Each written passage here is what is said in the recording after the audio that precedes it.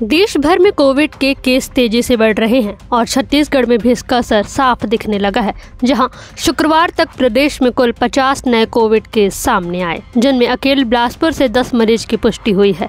यह आंकड़ा चिंता बढ़ाने वाला है, क्योंकि ये मरीज शहर के अलग अलग इलाकों से मिले हैं। गुलाब नगर, राजकिशोर नगर, हेमू नगर और नेहरू नगर हॉटस्पॉट बन चुके हैं। वहीं इनमें से एक संक्रमित व्यक्ति छत्तीसगढ़ हाईकोर्ट के जस्टिस भी है।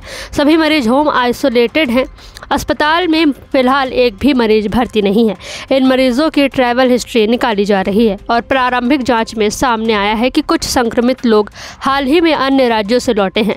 मरीजों की उम्र 8 साल से लेकर 65 साल तक है और इनमें सामान्य लक्षण जैसे सर्दी, खांसी और बुखार पाए गए हैं, जो इन्फ्लुएंजा से मिलते जुलते हैं। वहीं कोरोना के बढ़ते मामलों के लेकर सिम्स अस्पताल के डीन डॉक्टर रमेश मूर्ति ने क्या कुछ कहा, सुनिए। आज की स्थिति में तो अस्पताल में कोई भी कोविड मरीज भर्ती नहीं है, लेकिन लगातार यहाँ पर जो संदेही हैं, जो ILI इन्फ्लुएंजा लाइक इलनेस है या सारी जिनको कहते हैं, जो सांस की तकलीफ के साथ, दमा या फूलने के साथ आ रहे हैं और जिनमें संक्रमण संदेही हैं, उनकी जाँच डॉक्टरों के द्वारा की जा रही है।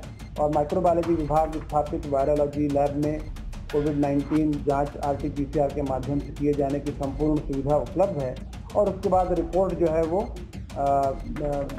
इस कोविड पोर्टल के माध्यम से CMHO उसमें भेज दी जाती है, जिसमें नाम और नंबर और लक्षण के साथ जांच की जाती है।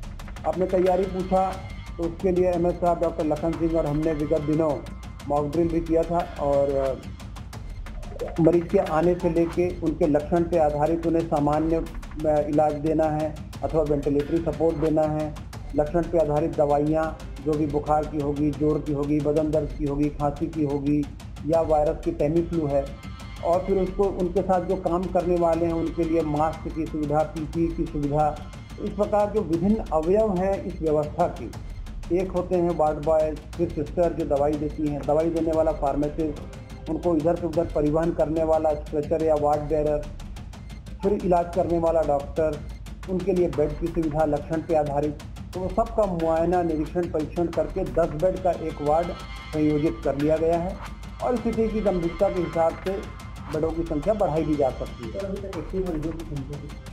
पेपर के माध्यम से ही जो जानकारी मिली है, क्योंकि वो सब यहाँ से आ रहे हैं, वो ये आवश्यक नहीं है। इसका जो पोर्टल से जो रिपोर्टिंग होती है वो CMHO कार्यालय द्वारा की जाती है।